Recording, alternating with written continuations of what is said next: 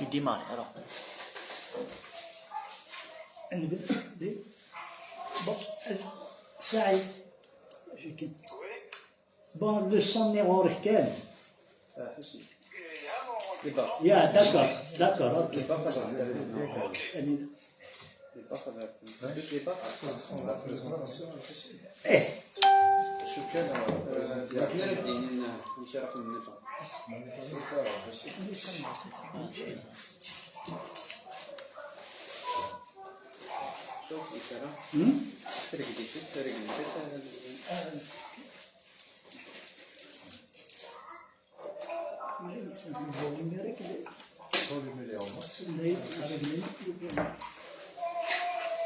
Bon, on a dit,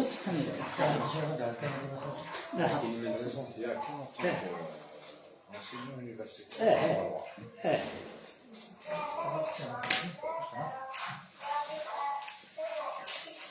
Saïd, Saïd, il a son rôle. الرش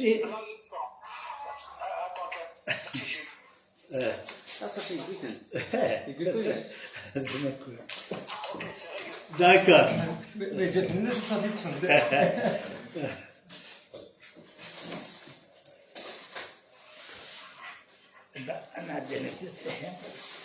Bon, الزول مرة في اللون، الزول في اللون،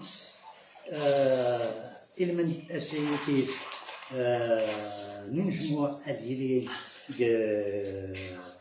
le Conseil des Nations Unies par rapport à l'occasion de l'examen périodique universel, donc Algérie, sur la situation des droits de l'homme en Algérie, la 41e session du Conseil des droits de l'homme des Nations Unies à Genève a lieu aujourd'hui, en ce moment même, de 9h à 12h30. Rafaya, l'AMIC algérienne pour la défense des droits de l'homme, la LADDH, organise simultanément une rencontre, un webinaire qui sera animé par des militants de la Ligue, par Nkénékez en tant que responsable de la Ligue Nkénékez, par deux enseignants universitaires, le docteur Chiter et Ahmed Ben Berken. Donc, ils vont développer aussi sur des thématiques précises. Voilà. Et il y a aussi notre ami, le vice-président de la Ligue algérienne pour la défense des droits de l'homme, Saïd, qui va intervenir de l'extérieur, donc que nous saluons aussi. Voilà. Donc, essayez, c'est l'occasion de faire le point, justement, parce que l'Algérie a ratifié toutes les conventions. Elle a ratifié les conventions et elle est tenue de respecter ses engagements par rapport à toutes ces questions. Donc, ça, nous avons des atteintes à la liberté d'association, de réunion et de manifestation. Nous avons des atteintes aux libertés syndicales et au multipartisme et des atteintes à la liberté d'expression et aux médias. Raphaël, on va essayer de discuter donc, les atteintes à la liberté de réunion et de manifestation.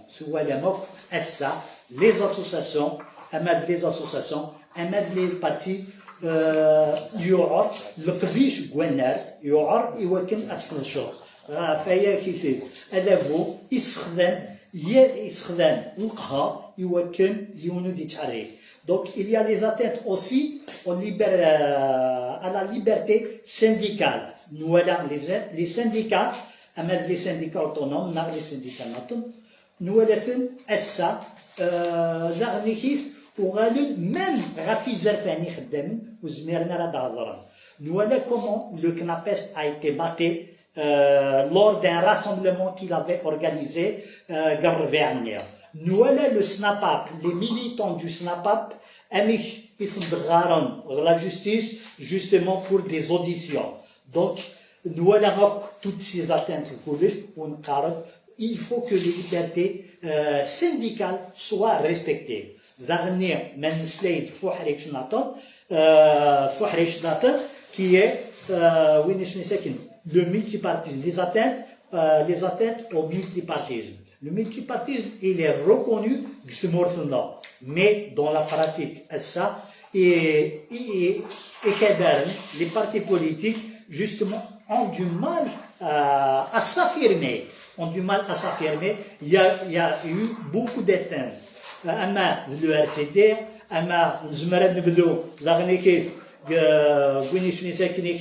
l'UDS qui a déposé son dossier d'agrément depuis 2012, RSA nous voilà les activités du RCD, nous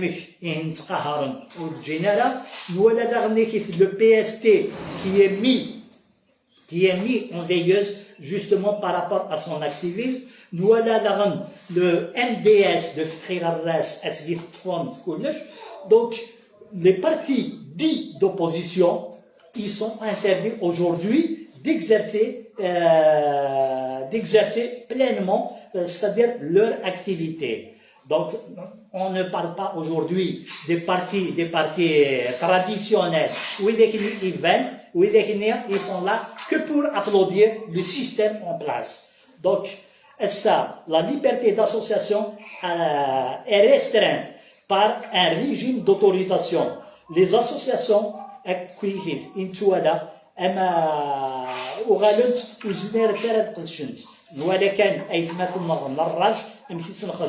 la dissolution de Raj, qui est une association nationale qui active justement mais les associations, les syndicats, les partis, ils doivent regagner le terrain, ils doivent justement s'affirmer. La loi 1204, qui est exorbitant par rapport justement aux partis politiques, le PST, l'UCP, le RCD font l'objet de procédures judiciaires visant leur suspension. Quand le RCD reçoit des avertissements par rapport à une réunion qui a été organisée au sein de son siège. Donc, hashtag Quilikis, ou dit c'est-à-dire il y a des restrictions les syndicats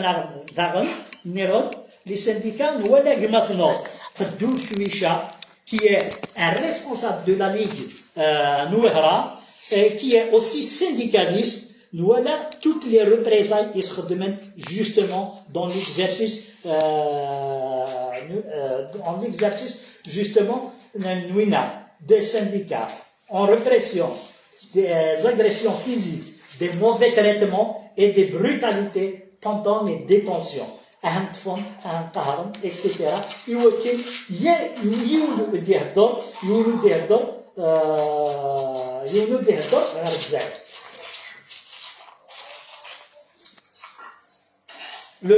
Aujourd'hui, le Haut Commissariat aux droits de l'homme doit intervenir auprès des autorités pour justement vis-à-vis de la situation des défenseurs qui sont aujourd'hui harcelés. Niraoud Ahmed Qaddour Chouicha, Ahmed Nasri de Tiaret,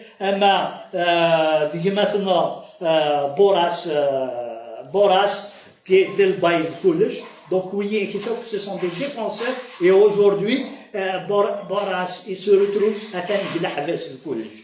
Donc, les militants des droits de l'homme doivent exercer pleinement leur mandat pour faire valoir le droit. Donc, aujourd'hui, le Haut Commissariat aux droits de l'homme doit intervenir auprès de l'État pour faire respecter ses engagements, pour faire la levée. Aujourd'hui, nous exigeons la levée de toutes les mesures visant les interdictions de voyage, parce que il y a eu des amis qui devaient se rendre à l'étranger justement par rapport par rapport à la rencontre que Étude à Chili, à Kayiki, Rafid Afan ou Omdan, donc ils ont été empêchés de mener leur activité. Donc, ça, manuel d'arnichis rouanal. Un tuali machi les militants des droits de l'homme n'a les partis, n'a les associations qui sont remis en cause. Même des simples citoyens, des activistes aujourd'hui, pour un simple commentaire dans les réseaux sociaux. Nous déplorons que les recommandations qui ont été enregistrées, que l'Algérie ne respecte pas ses engagements. C'est vrai que les recommandations qui ont été faites en 2017, RSA, elles n'ont pas été respectées et aujourd'hui, nous réitérons encore, justement, pour que l'État respecte les engagements et pour la levée de toutes les entraves à l'exercice, justement, des libertés. La situation des droits de l'homme en Algérie est fortement détériorée par la répression du Hirak et la fermeture de l'espace civil, le recul des libertés. Par rapport aux associations et Iglen. Le néant de rage a été interdit et nous connaissons, je citerai un cas concret, nous connaissons à Béjaïa, nous avons déposé un dossier d'agrément pour une association de droits de l'homme au niveau communal, à l'échelle de la commune.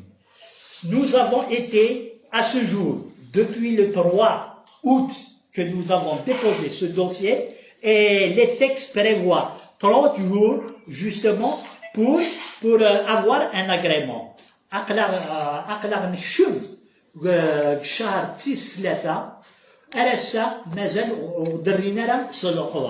Donc, nous déplorons le silence des autorités.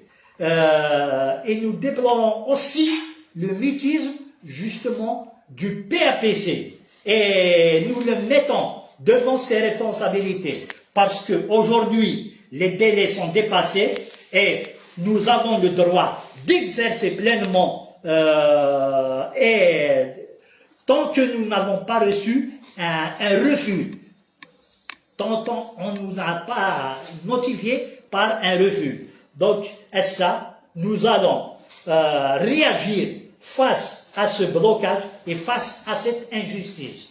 Nous disons que le PAPC doit prendre ses responsabilités parce que c'est lui qui délivre les autorisations. Notre dossier ne doit pas se trouver au sein du ministère de l'Intérieur parce que nous sommes une association. Nous avons déposé un dossier d'agrément d'une association locale. Donc, la loi 1205 aussi par rapport justement à la liberté d'expression, nous avons ça, des journalistes, des dizaines de journalistes qui ont été mis en prison. Nous déplorons un ch'taïfi et nous disons que la liberté d'expression, les médias,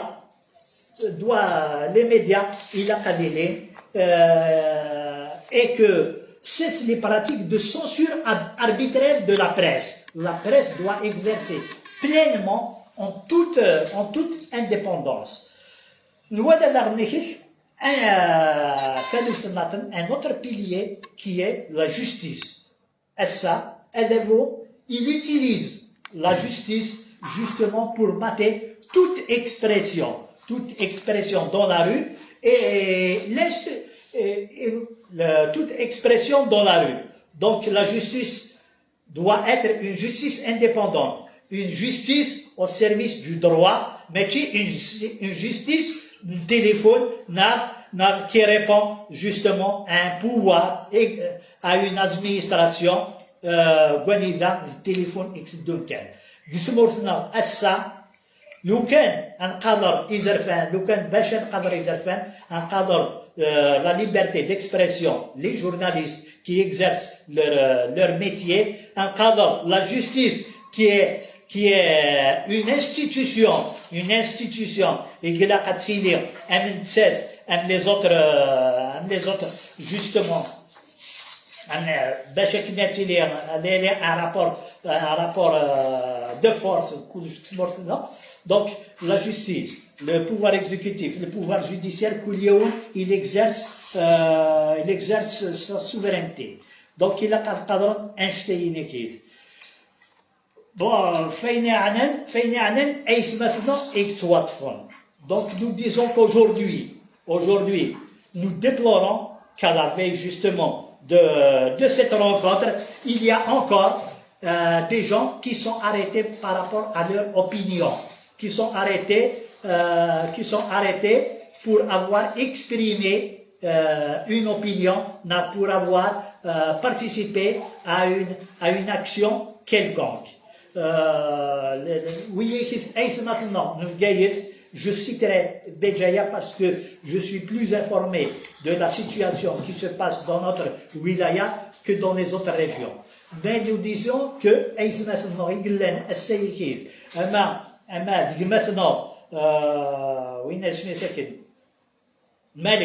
Malik Sbahi, qui est appelé à comparaître le 21, je ne vais pas citer les noms parce que au risque d'en oublier, donc il y en a tellement, donc je dirais que tous les amis, tous les hirakis, tous les activistes qu'il y a ici, qui sont constamment appelés à la justice et on renvoie des procès, d'un procès à un autre, nous disons qu'il a des faits et qu'ils doivent être rétablis dans leurs droits parce que, au souffle des cheikhs eux-mêmes, donc, s'il s'est Erigen, Essa, Iwakil, Eden Mesley, justement, Raphaïn, Idi Choudel, Rafi Zarfal. Donc, Ismaël Al Adenoral par la suite, mais je laisserai mes camarades encore développer plus Rafinchla. Donc, nous passerons aussi la parole et maintenant Saïd Salhi pour faire le point justement sur la situation et la rencontre qui a lieu aujourd'hui au sein des Nations Unies. Merci.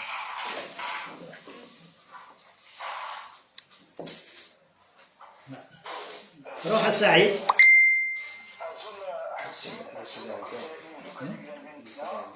عيد شوية سعيد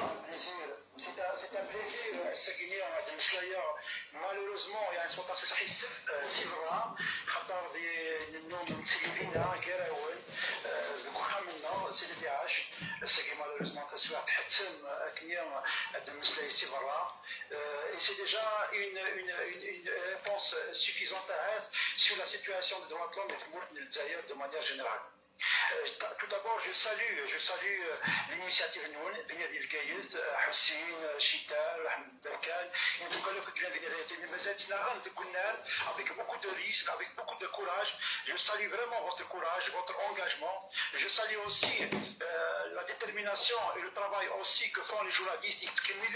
يعني يبقى الصوت يمغنسن يبقى الصوت كذا كذا يعني يتعتبن كنار face justement à l'arbitraire, face aux interdictions, face justement à la pression et la répression et que vous là depuis maintenant des jours, même depuis des années. Malheureusement, depuis maintenant presque 4 mois, mais au lieu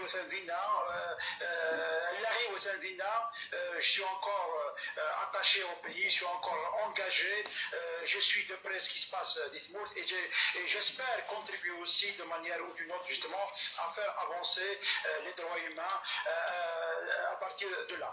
Donc, c'est une rencontre pour nous importante en tant que défenseurs, en tant que militants de l'ADH. C'est une rencontre qui se déroule à Genève de l'ONU. Le gouvernement algérien, il est en train de présenter son rapport, est en train de défendre son rapport par rapport à la situation des droits humains d'Ithmout. Donc nous, on a eu déjà le rapport, le gouvernement RAF déjà. La Ligue algérienne, avec beaucoup d'autres organisations, ils ont déposé un rapport alternatif, justement, qui contredit totalement le rapport du gouvernement. À la Qatar, le gouvernement, il va faire tout pour cacher les vérités, il va faire tout pour travestir les réalités. Le gouvernement, qui dit que nous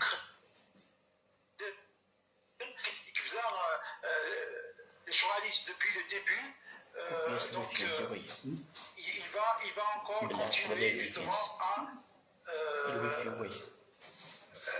restreindre les libertés. ايه سلك ده سعد سلك Très bien. Donc il va continuer encore à rester. Il grande réunion de Genève, donc les travaux en direct. Donc dans la session le gouvernement algérien donc il قدم le rapport le ministre de la Justice, donc il présente au nom d'une délégation donc à Genève, donc il قدم le rapport le rapport du gouvernement soi-disant les حالة يزرفن كمذان يتموز.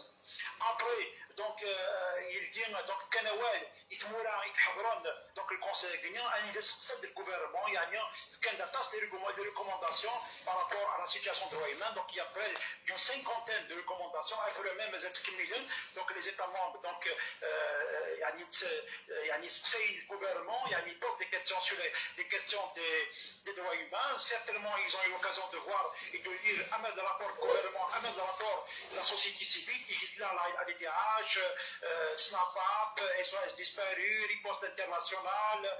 C'est une coalition d'organisations nationales et internationales, des réseaux Euromed, FIDH, il y a Amnesty, il y a beaucoup de rapports qui ont été posés à le Conseil des droits de l'homme et on a suivi de près ce débat.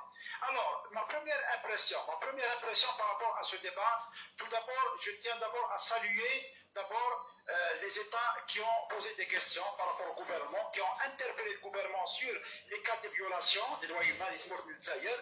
Donc il y a une cinquantaine, particulièrement des États anidins, ils ont donc touché de près les réalités, donc les questions qui posent vraiment problème des morts militaires, le Canada, les États-Unis, la Belgique, l'Australie, le Royaume-Uni, en tout, donc il y a vraiment une cinquantaine qui ont posé des questions sur la loi, notamment l'article 87 bis, notamment le recours abusif aux détentions provisoires, les interdictions des libertés publiques, les manifestations des Al-Jida depuis le mars 2021 à Guinée, toutes les manifestations sont interdites, les partis politiques qui sont menacés de dissolution, les associations. Donc il y a eu beaucoup de ces questions qui ont soulevé ces cas concrets.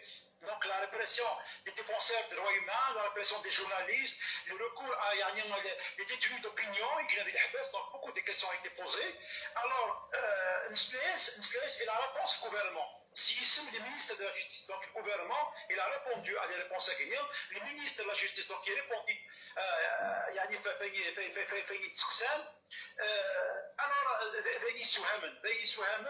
mais il gouvernement, le gouvernement, donc il a été dans le déni de droit, il a dans le déni de réalité. Il y a un lien toute la réponse du gouvernement, si le ministre de la Justice.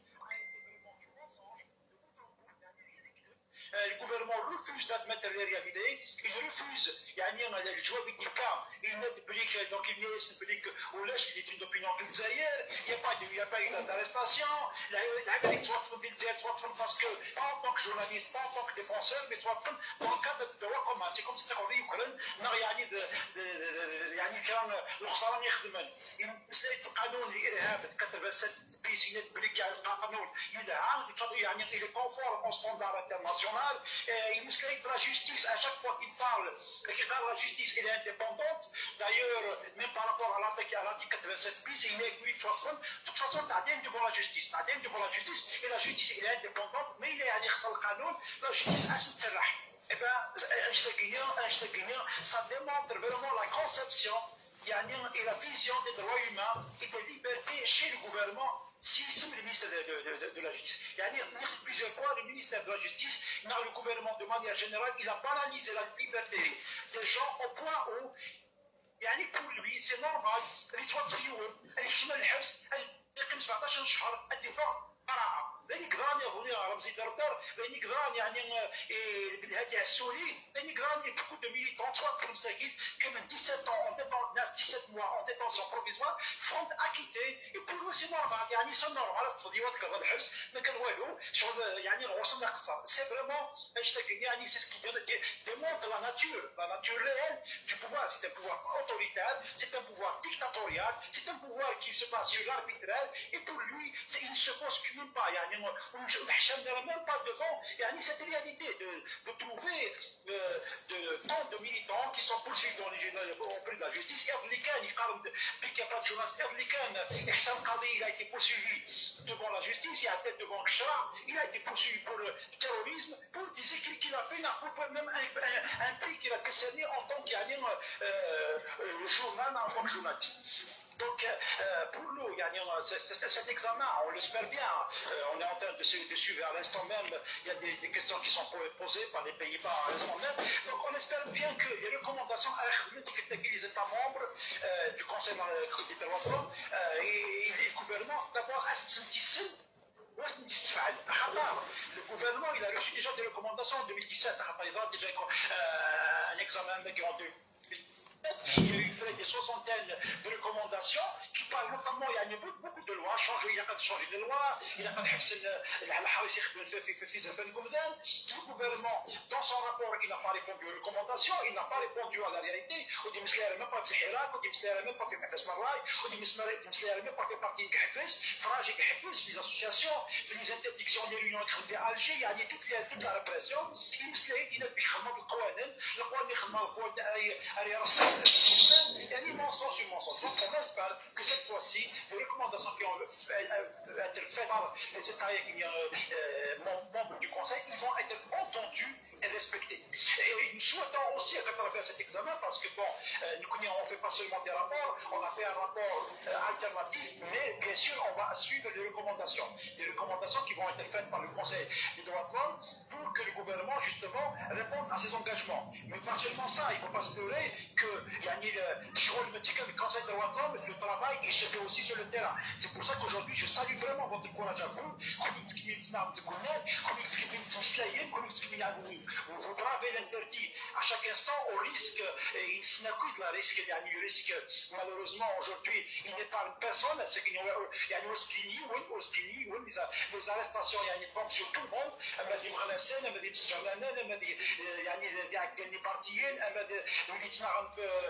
في زرفة البلدان تكليوين السكينات مستذكر الدربلافي notamment يعني اللي يبغى ناس اللي معك يبغى ناس رشاد يسمى الدربلافي ممكن en tant qu'elle a des dash n'implique c'est pas vrai un militant pacifique ne peut pas être يعني simplement comme ça يعني avec un coup de éducateur derbelavي c'est pas vrai on connaît le terrorisme qu'est-ce que c'est que le terrorisme on sait de chez derbelavي parce que aujourd'hui faire cette confusion entre un terroriste qui a pris les armes qui a avec quelqu'un qui n'a juste exprimé une opinion, c'est une dérive très grave que nous avons dénoncée à l'âge, que nous continuons encore à dénoncer. C'est pour ça que on tient vraiment à l'abrogation de l'article 87 bis on tient aussi à ce que la justice soit réellement indépendante. Parce que le ministre de la Justice, quand il dit que la justice est indépendante, c'est un mensonge.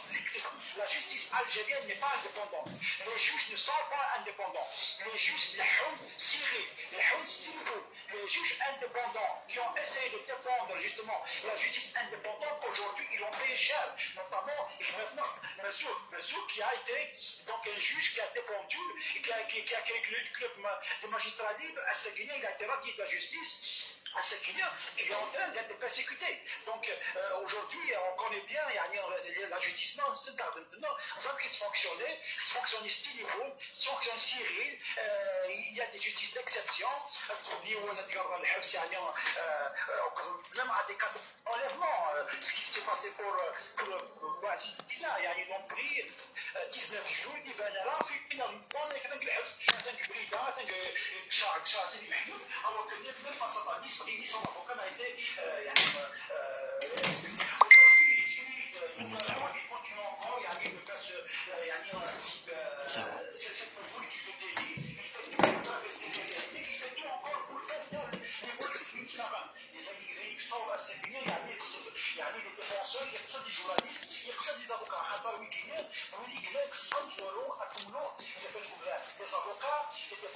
droits humains, les journalistes.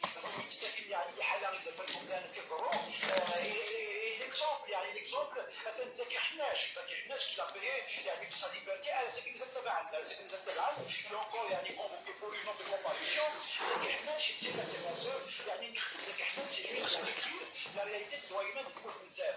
Donc aujourd'hui, je pense que cet examen est une occasion pour se mobiliser, pour mobiliser nos énergies et venir avec 5 organisations. Donc un communiqué, nous avons fait part état de la situation des droits humains et du peuple militaire.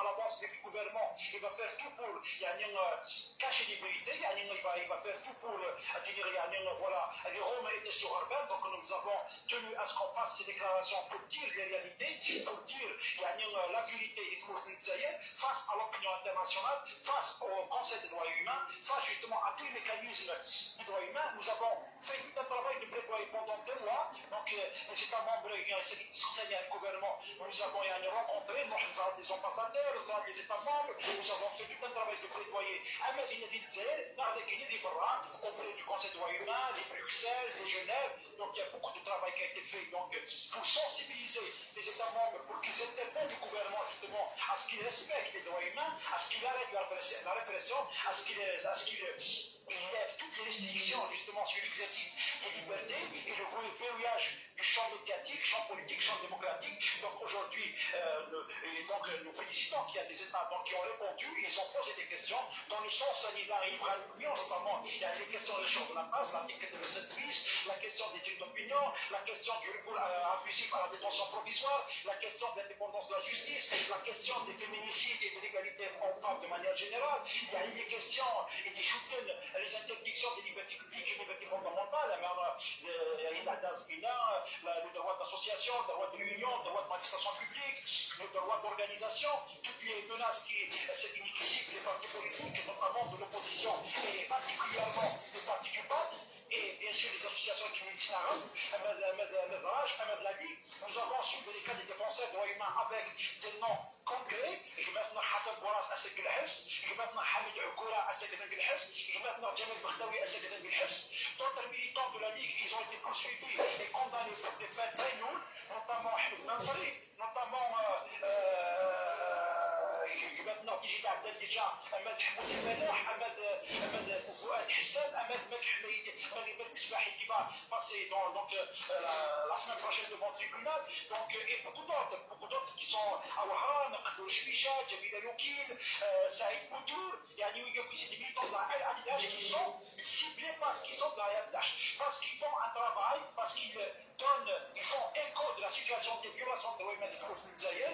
Donc, ceux qui sont ciblés, on veut faire taire toute voix qui parle de la situation en Algérie. On veut faire taire toute voix qui fait écho de la répression, à mettre les défenseurs, à mettre les journalistes. Et plus que ça, on veut aujourd'hui enlever même le droit de défense pour les hiérarchistes. C'est pour ça qu'ils ont ciblé des avocats. Et maintenant, Mounir Rabbi de Snif, heureusement qu'il y a vraiment la mobilisation de la corporation des avocats, que je salue vraiment, d'accueillir presque plus de 200 avocats qui viennent à la famille des Snif, qui est vraiment encourageant, donc c'est vraiment à encourager donc la mobilisation des corporations, notamment des avocats. Mais à Séguénia, il faut dire que tout le monde est visé. Tout le monde est visé. À Séguénia, il y a une pouvoir, il continue encore dans cette fête de autoritaire de répression. Il pense qu'avec ça, il va écouter tout le monde. Il secoue, il définir plusieurs fois. يغلط الحسابيس يغلط كوفيد يقول أبيلك الكيرين أبيلك مدرع أبيلك وكذب هذا اللي تكون من يوكل مش بوها خطر الجايين ما زالوا منسوا من نوع الحراك ما زالوا منسوا من نوع الديوت الجودية الجزائريين حتى إن يبدأ الحريص au fond dans le cœur des Algériens au fond des Algériens les Algériens aspirent à la liberté les Algériens aspirent au changement le gouvernement aujourd'hui et se retrouve de plus en plus isolé. Bien qu'il utilise, qu'il en profite du contexte international parce qu'ils ont le pétrole, ils ont le gaz, ils ont le drap في سبورة النظام، ils ont le drap même في الكونسيل des droits humains, ils ont le drap في الجزائريين, ils ont le drap في الرا, il essaie de faire du chantage avec ça, mais ça va pas tuer. La situation cette énergie pétrolière, énergétique, cette crise énergétique, elle ne va pas tuer. Comme Covid, ça ne va pas tuer. Il a profité de la pandémie pendant des mois, mais quand on a décidé de en février 2021, Donc je ne parle pas seulement du Hirak et du Hirak, mais les Algériens qui vont continuer à se battre pour les libertés, ils vont continuer à se battre pour les droits fondamentaux, ils vont continuer à se battre pour leur dignité. Parce que le peuple algérien, c'est un peuple, à ce que 60 ans après, les Algériens ne vont jamais respecter à ce que leur liberté soit bafouée, à ce que leur dignité soit piétinée. Donc ça, je suis convaincu de ça. C'est pour ça que c'est qu'il y a je tiens vraiment à saluer quelques dictionnaires je pense que c'est des combats complémentaires, donc il y a des choses qu'on peut faire ensemble, bien sûr, pourvu que ce qu'il y a, le taux de la répression soit desserré sur les militants, sur l'organisme, et surtout pour que les défenseurs, les détenus d'opinion soient libérés. Et c'est la première des priorités, justement, d'arriver justement à faire libérer l'ensemble des militants qui sont en prison aujourd'hui, et surtout de faire reculer l'arbitraire. L'Amno qui va prendre encore beaucoup d'engagement, beaucoup de force et d'énergie. J'espère qu'on aura cette force et cette énergie mais sinon, il y a des jeunes aujourd'hui qui ont émergé dans le Hirak, qui ont cette force et cette énergie pour continuer ce combat, pour continuer cette détermination, et je fais confiance à la jeunesse. Je fais confiance aux jeunes qui ont émergé du Hirak. Moi, quand je prends le cas de Zeki Hannach, que je salue, c'est justement une des révélations du Hirak, et c'est des jeunes qui voilà, et qui vont imposer le changement. المرثى سعيد يعطيك الصحة. دونك هنكمل توجور تمسلاي فاين يدخل غافيزر كمدان. دونك نسعد ديما والي maintenant docteur Chitter justement d'amener باش نعرف sa vision par rapport à Wajteki à toutes les atteintes et à la liberté d'expression. C'est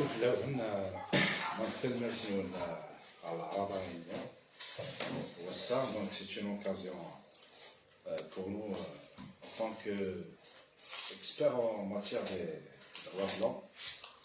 C'est des thématiques, on fait des études effectivement par rapport, c'est-à-dire aux thématiques sur le respect des droits de l'homme, soit au niveau international ou au niveau interne. Donc je reviens effectivement sur l'article 87 bis qui a été cité par Saïd Sarhi, M. Saïd Sarhi. C'est un article qui a fait beaucoup de bruit, qui a été objet de beaucoup de débats.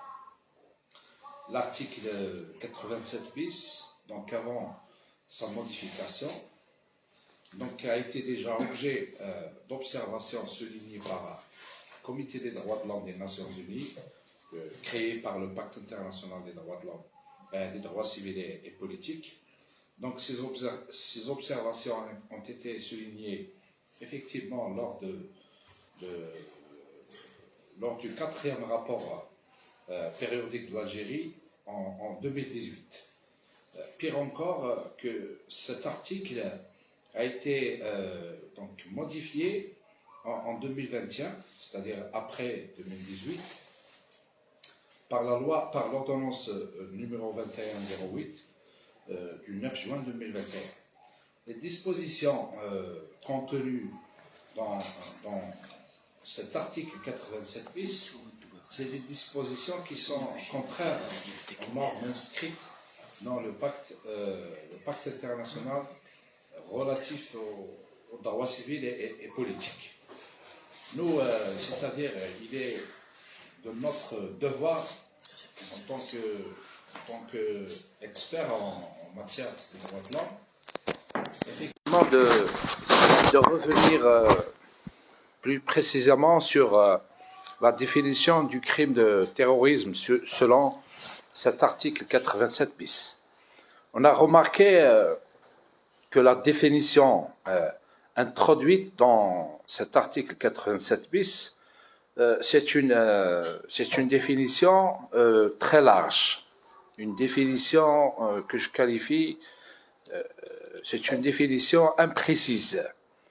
C'est-à-dire, si on effectivement, on va revenir sur l'alinéa 14 de l'article 87 bis, qui considère comme acte terroriste d'ouvrir, d'inciter par quelque moyen quel que soit à accéder au pouvoir ou à changer le système de gouvernance par des moyens non constitutionnels.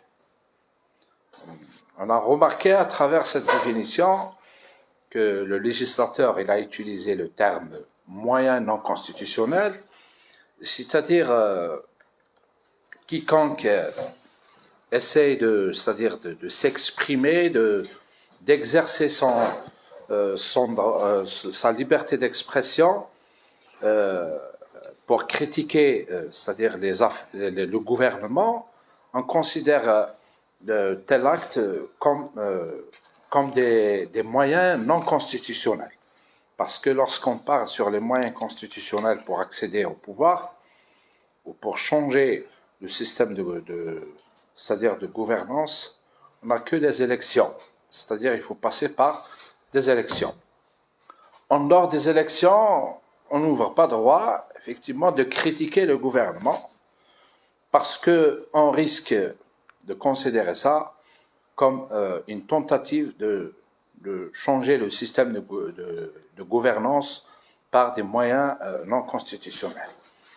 Il y a aussi l'alinéa 15, toujours de l'article 87 bis, qui parle effectivement de tout acte qui porte atteinte à l'intégrité territoriale nationale ou c'est-à-dire à inciter, s'exprimer sur des questions qu'on considère, selon toujours les dispositions de cet article, comme portant atteinte à l'intégrité du territoire national.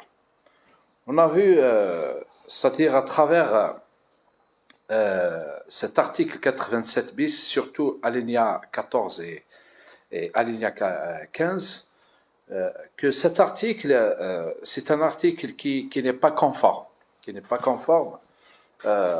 au pacte international relatif aux droits civils et politiques.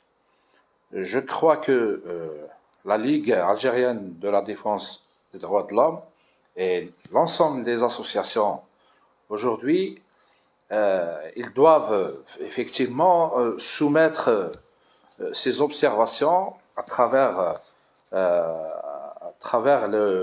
l'étude ou le débat sur le rapport de la situation des droits de l'homme de l'Algérie au niveau du comité des droits de l'homme.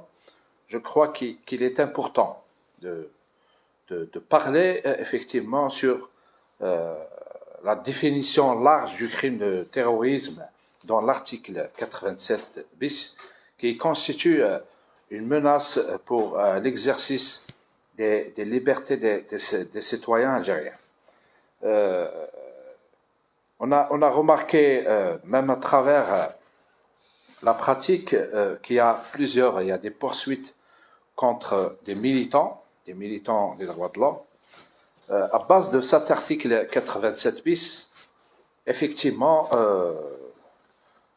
donc les textes de loi, surtout je parle c'est-à-dire sur la loi procédure pénale, ils ont créé un tribunal qui est le tribunal de Sidi Mohamed, qui est considéré comme un tribunal spécial, effectivement, pour la répression du crime de terrorisme.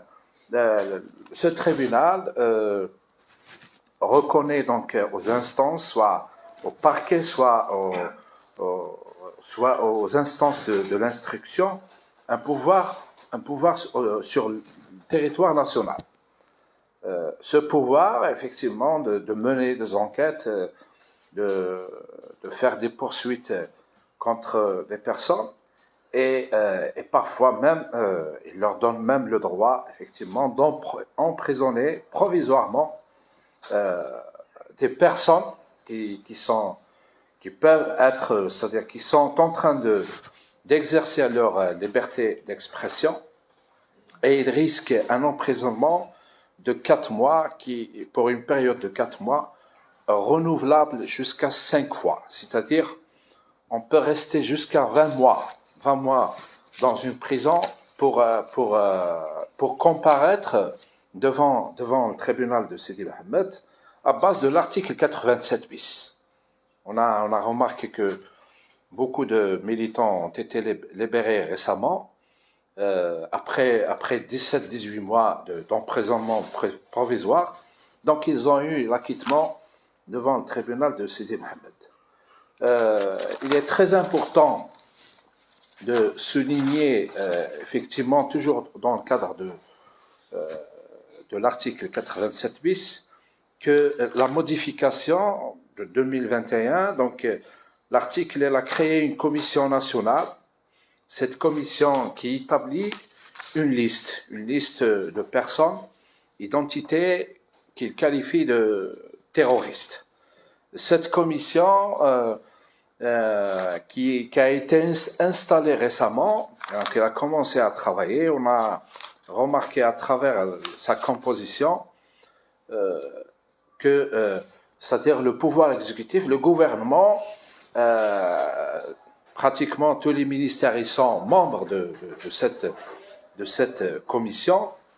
Cette commission qui établit, comme je l'ai souligné, une liste de personnes et d'entités terroristes. Cette commission, quand il établit une liste nationale, il publie cette liste dans un journal officiel. Les personnes qui figurent sur cette liste, ils peuvent faire un recours dans un délai de 30 mois, de 30 jours plutôt, pour effectivement demander la radiation de leur nom dans cette liste nationale. Et pour mettre une personne dans la liste nationale par la commission, cette personne doit être, c'est-à-dire objet, c'est-à-dire d'une enquête préliminaire par la police, par le parquet. On a vu que, effectivement, dans l'article 87 bis, il autorise les autorités, c'est-à-dire en attendant de comparaître devant un tribunal, et il autorise les autorités donc à geler les biens c'est-à-dire de la personne, et interdire aussi l'activité de cette personne, et même interdire, c'est-à-dire à cette personne de voyager. C'est-à-dire, c'est une décision qui doit être soumise à la justice par effectivement cette commission. On considère que ces interdictions portent atteinte à la présomption d'innocence qui est effectivement consacrée par l'article 14 alinéa 2 du Pacte international des droits civils et politiques. C'est très important aujourd'hui de souligner que certainement le Comité des droits de l'homme, il va toujours revenir à donner d'autres observations sur l'article 87 bis, surtout après sa modification. Et en 2021, le grand débat, il va effectivement, c'est-à-dire tourner autour de cet article au niveau du Comité des droits de l'homme, le rôle des associations, des ligues des droits de l'homme, et des partis politiques, des journalistes, etc. Donc, c'est de débattre effectivement, c'est-à-dire l'application de cet article 87 bis et demander carrément son abrogation et effectivement demander de redéfinir le crime de terrorisme et limiter à ça uniquement sur des gens qui prennent des armes. Effectivement, on a vécu déjà la période de terrorisme, et on a vu que les terroristes qui en 90, qui ont pris les armes, et effectivement, ils ont fait beaucoup de mal, c'est-à-dire à l'État et aux citoyens algériens. Je crois que la redéfinition de ce crime par l'article 87 bis, il touche maintenant aux militants des associations, des partis politiques et aux journalistes qui sont en train d'exercer leur liberté d'expression, et que l'article 87 bis qualifie de crime de terrorisme, d'atteinte à la sécurité nationale, et aussi qui qualifie aussi d'atteinte à l'unité nationale, et qu'il qualifie aussi comme un moyen non constitutionnel de changer le système de gouvernance en Algérie. Je reviens sur un deuxième texte de loi, c'est la loi 1206. C'est une loi qui porte création des associations en Algérie. Cette loi donc a été élaborée en 2012. Depuis 2012, les associations, les partis politiques, les journalistes, ils sont en train de débattre cette loi qu'on qualifie comme une loi qui est contraire aux normes du Pacte international des droits civils et politiques. Et pourquoi la loi 1206 des associations est contraire aux normes du Pacte international des droits civils et politiques? Parce que cette loi a imposé un système très spécial pour la création des associations. Notamment, cette loi a opté pour un système d'agrément, un système d'autorisation pour créer une association. Avant, l'ancien texte des associations en Algérie, il était un texte qui basait sur, c'est-à-dire le système déclaratif, c'est-à-dire il suffit de déposer une simple déclaration pour créer une association. Donc, dans la loi 1206, on est revenu au système d'autorisation, système d'agrément, c'est-à-dire pour créer une association en Algérie, il faut avoir un agrément des autorités. Je vois que à travers ce texte de loi 1206, que ce texte il a renforcé les prérogatives, les pouvoirs des autorités administratives, notamment au niveau local. Je parle sur les autorités de la commune, de l'APC, et il y a aussi l'autorité de la wilaya, du wali, et au niveau national, on parle sur les autorités du ministère de l'Intérieur. C'est-à-dire, pour créer une association, il faut avoir une autorisation de ces autorités. Il y a aussi un autre point qu'il faut souligner, que les critères de création d'une association en Algérie, soit au niveau local ou au niveau national, les critères ils sont vagues et imprécis. Parce que effectivement, il faut avoir d'abord une autorisation, il faut se conformer à la Constitution, se conformer au texte de loi, et encore pire que ça, que l'administration peut faire ce qu'on appelle un contrôle posteriori, c'est-à-dire mener une action au niveau du tribunal contre l'association pour interdire à l'association d'exercer toute activité. C'est ce qu'on a remarqué par rapport à ce qui s'est passé avec l'association RACH, qui a été effectivement un exemple parmi ces associations. Le ministère de l'Intérieur, il a mené une action en justice devant le Conseil d'État pour annuler effectivement l'agrément de cette association. C'est-à-dire, il y a un double contrôle des autorités administratives pour créer une association. D'abord, il y a ce qu'on appelle un contrôle préalable, et il y a un deuxième contrôle, c'est un contrôle posteriori. Ce qu'on a remarqué à travers, dans le dernier point, à travers ce texte de loi, qu'il y a même un contrôle sur les activités des associations par rapport déjà au financement, par rapport à une deuxième question, aux relations des associations nationales avec des associations étrangères.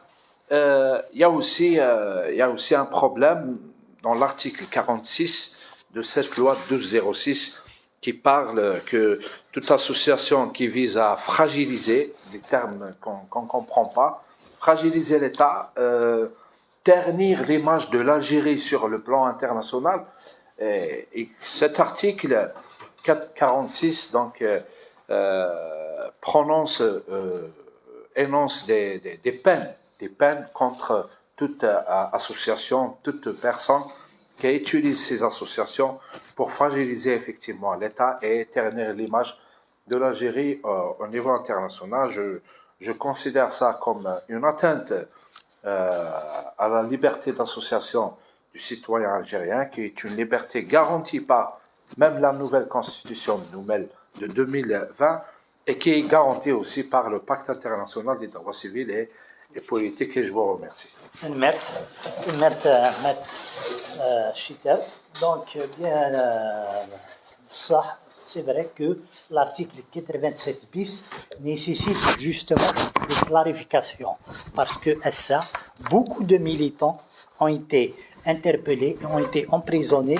Justement, je citerai le cas des détentions qui sont au niveau de l'Qli'a, Ahmed Kamera, Ahmed Bouaziz, Hitchbib, Ahmed Hamou Boumdian, Abd Nour Adslem. Oui, ils ont été arrêtés arbitrairement. Ou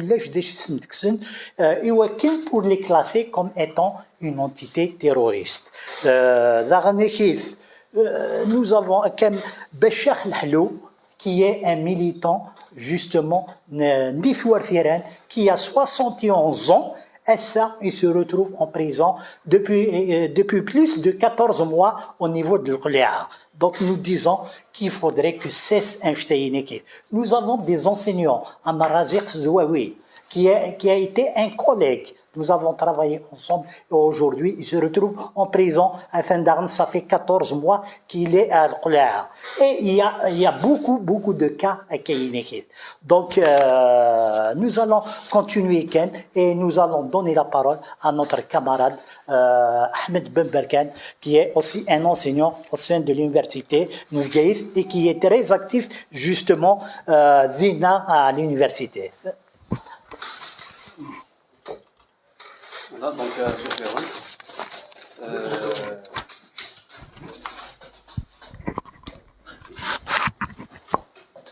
voilà, je Fleuron.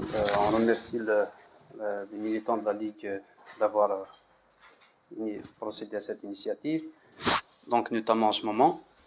Voilà, moi je ne vais pas revenir sur les bilans, les différentes atteintes, je ne vais pas énumérer les différentes atteintes aux droits de l'homme. Je vais traiter de deux points essentiels. Le premier porte sur les caractéristiques, ce qui caractérise la situation des droits de l'homme en Algérie. Voilà. Le deuxième point va porter sur les garanties bafouées de la protection des droits de l'homme en Algérie. Voilà. Pour ce qui est du premier point, à savoir les caractéristiques de la situation des droits de l'homme en Algérie, donc il convient de préciser en tout premier lieu que ces atteintes ont pris presque, on peut dire, toutes les formes que puissent prendre les atteintes à l'environnement. Ça, d'une part. D'autre part, ces formes d'atteinte aux droits de l'homme ont touché tout, pour ne pas dire presque, tous les droits. Les droits et toute génération, toute catégorie de droits de l'homme, notamment droits politiques, sociaux, culturels, etc. Donc, j'en passe. On a même enregistré de nouvelles formes de violation des droits de l'homme en Algérie durant ces dernières années.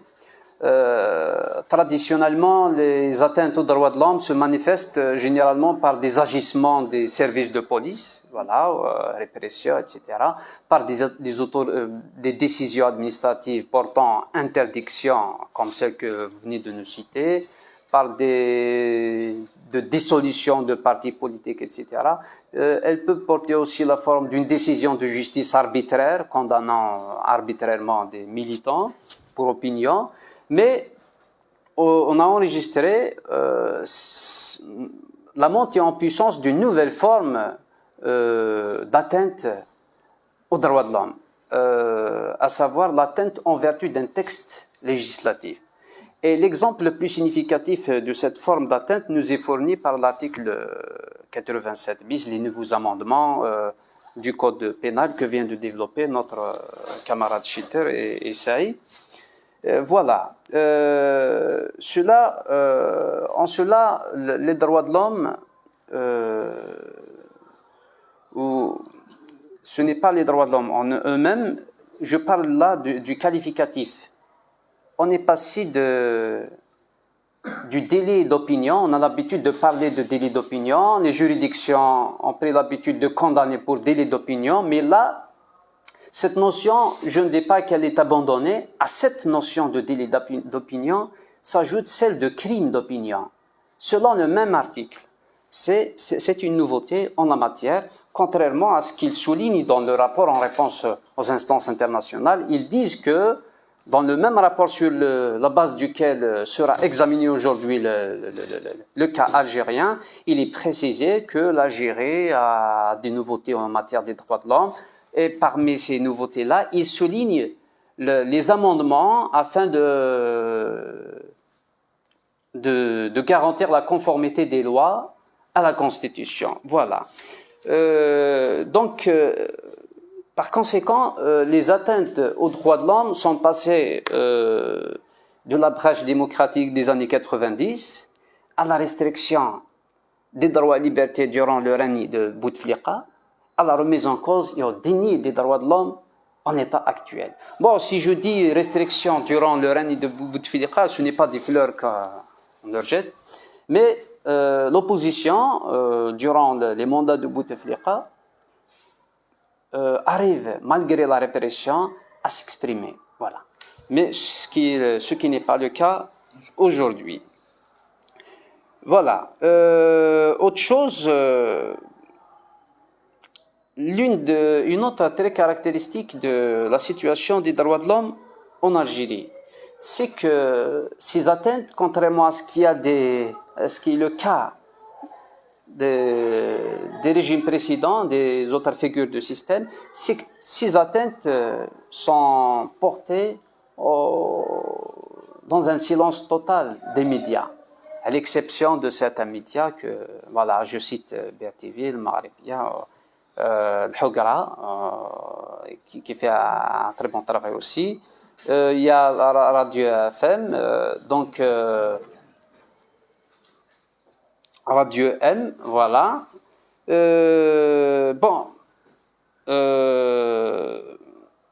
En l'état actuel, on peut pas citer les autres.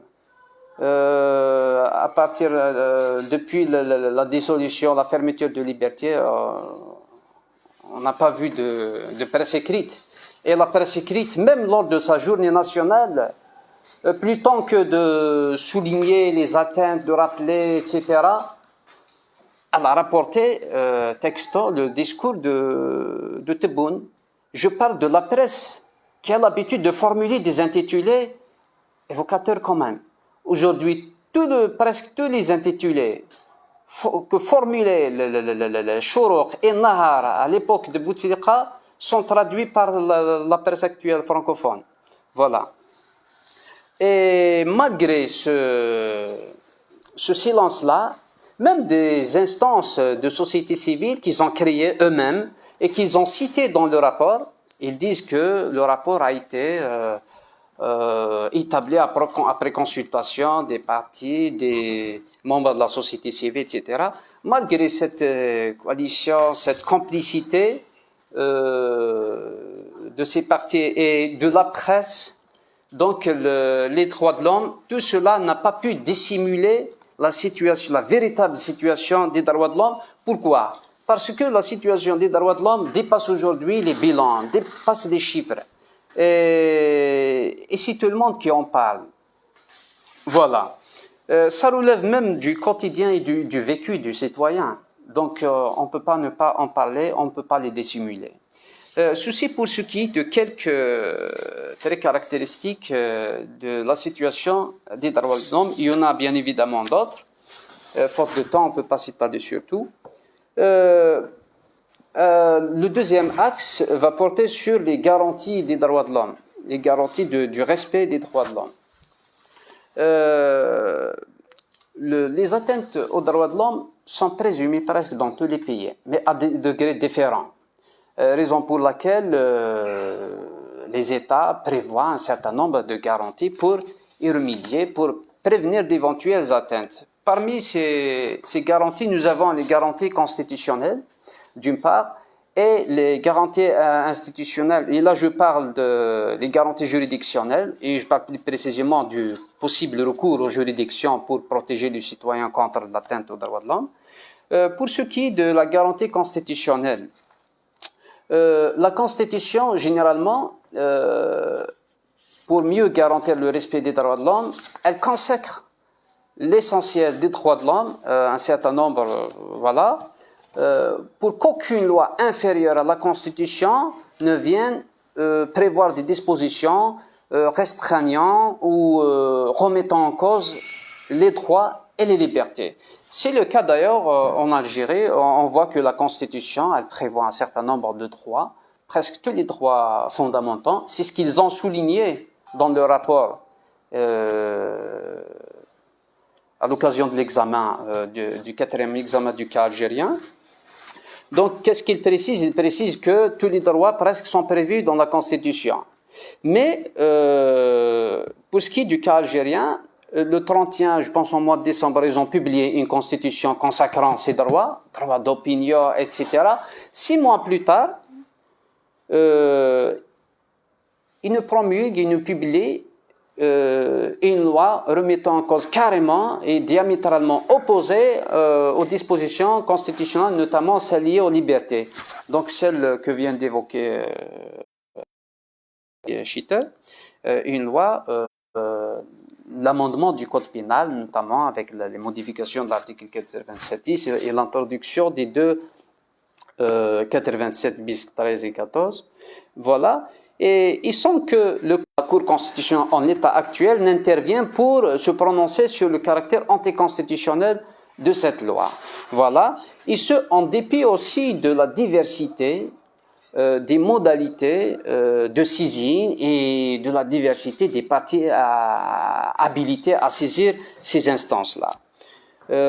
Ceci pour ce qui est de la limite liée aux lois liberticides. Une autre limite de nature à relativiser ou à remettre en cause cette garantie constitutionnelle réside dans ce qu'on appelle le retard dans la publication des textes d'application des dispositions de la Constitution et entrer aux libertés. Et là, je parle des articles 52 relatifs à la liberté de réunion et de manifestation, et je parle aussi de l'article 53 relatif à la loi organique relative aux associations. Donc, je reviens à l'article 52. 52 parle de la liberté, comme je viens de le souligner, parle de la liberté de réunion et de manifestation. Il le garantit d'une manière générale et il renvoie le soin de préciser les modalités de son application à une loi organique.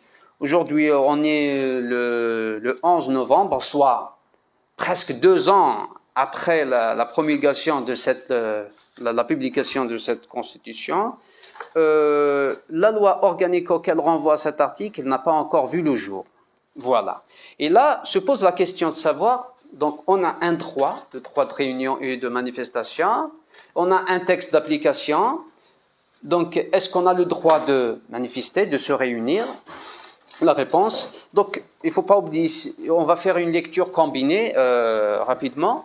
La Constitution aussi prévoit dans les dispositions finales que les textes d'application des dispositions constitutionnelles seront publiés dans un délai raisonnable. Est-ce qu'un délai de 2 ans est un délai raisonnable, notamment lorsqu'on sait que l'objet de ces lois-là a déjà été traité par d'autres lois et il doit y avoir une intervention législative pour effectuer juste quelques modifications des anciennes lois afin de les mettre en conformité avec la Constitution. Voilà. Et la question qui se pose, il faut aussi, donc, implicitement, on continue à travailler avec les anciens textes. Mais pour ce qui est de cet article-là, manifestation et réunion, nous avons l'ancien texte qui parle avant du régime de déclaration, mais après, il parle du régime d'autorisation. Donc, on ne peut pas travailler avec cette loi, étant donné qu'elle est relative à l'autorisation et non pas à la déclaration prévue par la Constitution. Et lorsque un droit est énoncé par un texte quelconque, un texte législatif ou un texte constitutionnel, lorsqu'il est énoncé et que ce texte prévoit un délai pour la promulgation ou bien la publication de son texte d'application et que le gouvernement ou les autres instances causent un retard dessus, là, le citoyen, il a le droit d'exercer ce droit. Il n'attend pas à ce que les pouvoirs publics promulguent cette loi, notamment après l'expiration d'un délai fixé ou d'un délai raisonnable. Et moi, je qualifie, ça c'est clair, que 2 ans, ce n'est pas un délai raisonnable. Et je rappelle aussi là que le Conseil d'État s'est déjà prononcé sur le retard dans les textes d'application en précisant que le citoyen peut jouir, peut exercer un droit subordonné, même s'il est subordonné à la publication d'un texte d'application. Et là, lorsque le texte d'application tarde à voir le jour. Voilà, c'est une réponse à une question qui n'a pas été posée. Voilà. Pour ce qu'il en est de même pour l'article 53 relatif aux associations, il part de la loi organique. Cela fait 2 ans qu'il le prévoit. À ce jour, on n'a pas vu cette loi organique. La preuve, même M. Schitter nous a parlé de l'ancienne loi, étant donné que la nouvelle n'est pas encore promulguée ni publiée. Voilà. La deuxième garantie, voilà, elle traite du recours juridictionnel. Là, je parle du juge comme garantie, comme garant des libertés, des droits et libertés. Mais malheureusement, cette garantie aussi, elle est bafouée. Aujourd'hui, le juge, c'est ce que tout le monde peut constater, il est réduit à un simple exécutant. Je ne dirais pas qu'il exécute. Il peut avoir des ordres de l'autre pouvoir, mais je parle de l'exécution, je ne dirais pas de décision, mais de PV établi par la police qui est un instrument entre les mains d'un juge. Et là, je souligne, je vais faire la part des choses en parlant du procureur d'abord, les magistrats du parquet, et ils sont réduits effectivement à de simples exécutants des PV de la police judiciaire. Alors qu'il est celui qui supervise leur activité. Aujourd'hui, le procureur ou le magistrat du parquet, on a vu à l'occasion de plusieurs procès, il se contente de reprendre à la lettre les mêmes chefs d'accusation retenus dans les PV de la police sans se donner la peine d'exercer son pouvoir d'appréciation que lui reconnaît la loi. Donc, il est le maître à bord. On pose la question de savoir, est-ce qu'il s'agit là d'un problème d'incompétence? Je ne pense pas et il n'y a aucun doute là-dessus. Donc, il y a une force fantôme qui les anime. Même lors du réquisitoire, ce rôle réduit, il caractérise tout le processus de la poursuite. Même lors de l'audience, on comprend à travers le réquisitoire du parquet cette tendance.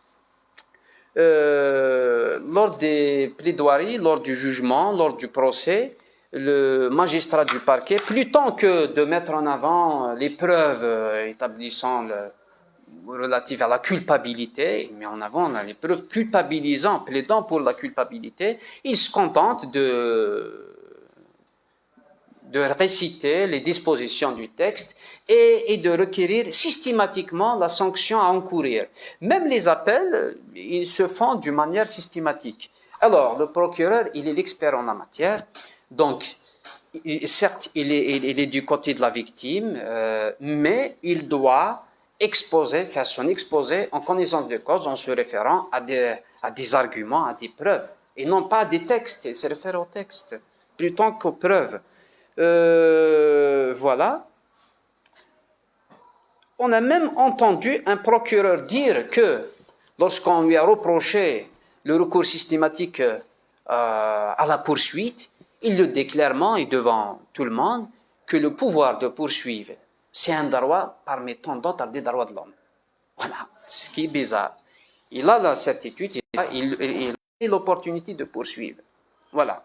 Ce qu'il défend en mettant en avant les mêmes arguments politiques, il intervient pour t'interrompre. Et dès qu'il entend du représentant exécutif, il intervient pour préciser que cela ne l'engage pas, alors qu'il n'est pas obligé de le souligner. Place a pris conscience, et les magistrats aussi, ont pris conscience de la... parmi les solutions,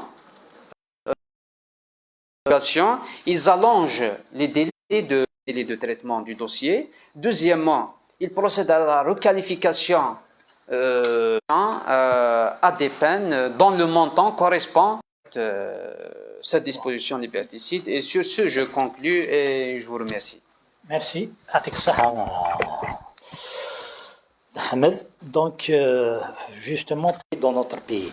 Donc nous disons que l'État algérien doit respecter toutes les conventions qu'elle a ratifiées. L'État algérien, à ce que l'État algérien aujourd'hui ouvre le champ à l'expression et à la levée de toutes les restrictions,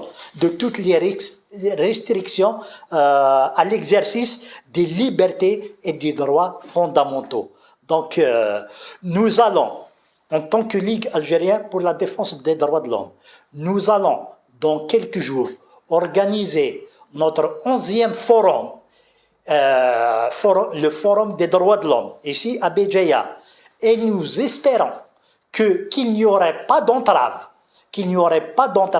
dans nos activités, dans les conférences que nous allons tenir.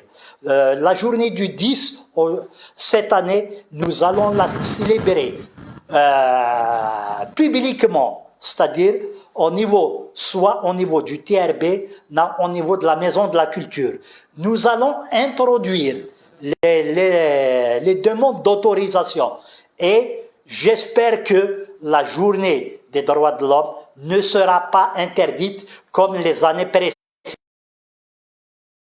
Donc, je remercie BRTV, je remercie le blog Hogra, justement, qui ont couvert cet événement et nous disons qu'il n'y a pas aujourd'hui nar les partis, nar les associations, nar les syndicats, elles susmen, Rafein, Idéchouden, Iserfensen. Chacun doit exercer pleinement ses droits et l'État doit aujourd'hui veiller à ce que le droit soit garanti.